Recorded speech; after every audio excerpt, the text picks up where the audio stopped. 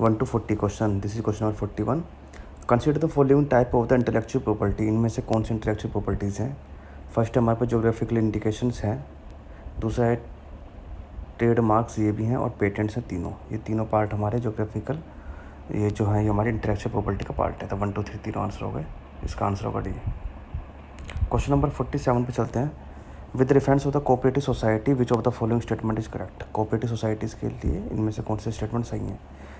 First है the 99 constitution amendment act given the constitution status protection of cooperative societies. गलत है ये. Cooperative society constitution status 97 amendment से मिला है, 99 से नहीं मिला. 99 अमेंडमेंट तो आपका वो है नेशनल जुडिशरी जो बिल आया था ना, नेशनल जुडिशरी वाला बिल जो आया था एक्टिविटीज़म वाला, वो है. तो 97 था, तो फर्स्ट मार्क गलत हो गया. सेकंड है हमारे पास cooperative society in the constitution mention the DPSP. सही बात है, ये तो है ही, पता ही आपको, बहुत सारे हैं. ठीक है. 49 है, 48 है. Right to form the cooperative in the fundamental right under the article 19A है, याद कर लो. वैसे तो 19 पर सही लिखा है आंसर, तो 2 एंड 3 आंसर होंगे इसके. फर्स्ट गलत है. तो क्वेश्चन नंबर हमारे पास 40 चलते हैं. With reference of the model police act. Model police act के रेफरेंस में क्या है? That provide the social responsibility of the police. सही है, सोशल रिस्पॉन्सिबिलिटी प्रोवाइड कराता है पुलिस को, ये भी सही है. सेकंड है हमारे पास the model act sought marking dedicated staff for crime investigation, ये भी सही है. तो 1 एंड 2 आंसर हो गए. सिंपल क्वेश्चन है, तो 1943 का आंसर सी होगा, बोथ 1 एंड 2. ठीक है. आइए क्वेश्चन पढ़ते हैं. Which of the following qualification necessary to appoint district जज को अपॉइंट करने के लिए इनमें से कौन सी क्वालिफिकेशन होनी चाहिए? फर्स्ट है हमारे पास he should have been advocate and period for 10 years. नहीं, ये गलत है, ऐसा कुछ नहीं है. डिस्ट्रिक्ट जज तो गवर्नर करता है ना हमारे पास, तो उसके लिए कोई ज़रूरत नहीं है. सेकंड हमारे पास ही शुड नॉट, नहीं वो ज़रूरत तो है पर, लेकिन ये नहीं कि 10 साल होना चाहिए. He should not already in service of the centre and state government, बिल्कुल सही है. वो कोई भी गवर्नमेंट सर्विस से नहीं होना चाहिए. He should be recommended by the high court for the appointment, ये भी सही है. उसे नियुक्त कौन करता है? गवर्नर, याद कर लो. 2 एंड 3 आंसर होगा उसका, बी. ठीक है जी. Which of the following provision covered the represent RPA 1951. ये आपका क्वेश्चन मीन्स के लिए बनता है. रिप्रेजेंटेटिव पीपल एक्ट जो 1951 है, वो हमारे पास कौन कौन से कवर करता है? पहला करता है एक corrupt practice and electoral offence, सही बात है. इलेक्शन डिस्प्यूट्स, ये भी करता है. Registration of the political parties, ये भी करता है. तो 1 2 3 तीनों आंसर हो गए. 45 का आंसर होगा डी. ठीक है जी. आगे बढ़ते हैं. Under the central scheme sector 100% funded of the union government but implemented by the state government machinery. नहीं, ये गलत है. 100% फंडेड नहीं है, ऐसा कुछ नहीं है. In the central sponsored scheme CSE a certain % of the funding is borne by state. हाँ, ये सही है कि जब जो सेंट्रल स्पॉन्सर्ड स्कीम होती है उसके अंदर कुछ पार्ट हमारे स्टेट का होता है. मैंने आपको पहले बताया भी था उसके बारे में. Centre sector scheme have been restrict into the core and core of the optional, ये गलत है आंसर. तो सेकंड आंसर होगा सिर्फ इसका. अगर आपसे क्वेश्चन पढ़ो तो उसका क्या चक्कर है? Under the central sector scheme it is 100% funded by union government and implemented by the centre government machinery. ठीक है जी. इससे पहले हमारे पास गलत है. Centre sector schemes are mainly formulated on subject of the union list.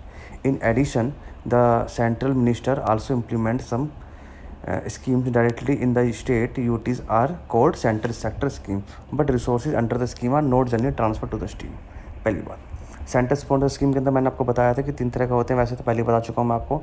50-50, 70-30, 75, 25, 90 और 10 भी होते हैं. 9 10 हमारे पास कहाँ होते हैं? जैसे नॉर्थ ईस्ट का पार्ट है, स्पेशल पार्ट के लिए होते हैं. कुछ स्कीम हमारी 50-50 भी होती है, कुछ हमारे पास 70-30 भी होती हैं. ठीक है. आइए अब आगे बढ़ते हैं. क्वेश्चन नंबर 47 पे चलते हैं हमारे पास. With reference of the administrative reform commission ARC जो रिपोर्ट आती है हमारी, सेकंड ARC रिपोर्ट, उसके अंदर क्या पार्ट है? The recommendation given the ARC are binding on the government. नहीं, गलत है. ऐसी कोई भी रिपोर्ट नहीं है जो गवर्नमेंट बाइंड करती हो. फर्स्ट हमारे पास गलत है. सेकंड पढ़ते हैं. The first administrative report was initiated by the Shri Morarji R Desai, बिल्कुल सही है. सेकंड आंसर है इसका. सेकंड आंसर है बच्चों उसका. ठीक है जी. आगे बढ़ते हैं. With reference of the citizen charter act. Citizen charter जो आया है उसके अकॉर्डिंग में बात चलती है. The citizen charter is a legally enforceable therefore the justiciable in the court of the justice. नहीं, गलत है ये. ठीक है, ये गलत है। सेकंड पढ़ते हैं, जस्टिसेबल नहीं है ये। सेकंड है हमारे पास, the term citizen in the citizen charter include the not only citizen but also the stakeholders. ये बिल्कुल सही है, सेकंड आंसर है इसका। ठीक है, the citizen charter is not legally forcible and therefore, ये कोई legally forcible, not legally forcible है और दूसरी नॉट जस्टिसेबल है, पहली बात। ठीक है, तो इसलिए हमारा पहला मार्क गलत हो गया।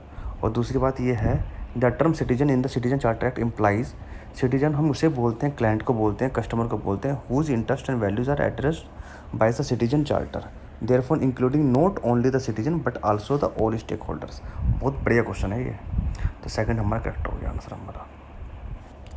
विद रेफरेंस ऑफ द उमंग, उमंग जो है unified mobile application for the new age governor application, उससे बात चली। इट इज़ अ की component of the digital India, पढ़ के मालूम पड़ रहा है आपका, फर्स्ट आंसर सही है। It is available Android and OS, ये भी बहुत सिंपल सी बात है। It is available only in Hindi and English language, गलत है, ये गलत है।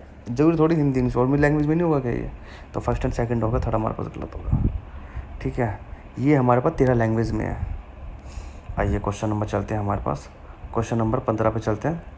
15 पे चलते हैं। With defence of the municipal corporation, the municipal corporation headed by the municipal commissioner, गलत है। Mayor is responsible for implementation of decision taken by the commissioner council and the standing committee, गलत है। तो 1 एंड 2 दोनों गलत है, इसका answer देखते हैं। The council is headed by the mayor, पहली बात तो, and he is assisted by the deputy mayor. तो काउंसिल का हेड कौन होता है? मेयर, ना कि ये जो लिखा हुआ है इसके अंदर कि म्यूनसिपल कमिश्नर, ये नहीं होता। Municipal commissioner is responsible for the implementation of the decision taken by the councillor and it is a standing committee. He is the chief executive authority of corporation. आगे बात समझ में आ गई। कॉरपोरेशन कमीशन जो है उसको रिस्पॉन्सिबल क्या है? इम्प्लीमेंटेशन करना, डिसीजन जो काउंसिल डिसीजन लेती है उसको डिसीजन को इम्प्लीमेंट करना, ये म्यूनसिपल कमिश्नर का काम है। ठीक है, इसमें क्वेश्चन में क्या था? Mayor is responsible for implementation of decision taken by the council. Council के डिसीजन को इम्प्लीमेंट करना या स्टैंडिंग कमेटी के डिसीजन को इम्प्लीमेंट करना, ये म्यूनसिपल कमिश्नर का काम है। और म्यूनसिपल काउंसिल का जो हेड होता है मेयर होता है। इसके वजह से आंसर आपका 1 एंड 2 दोनों गलत है। ठीक है बच्चों, thank you for the watching.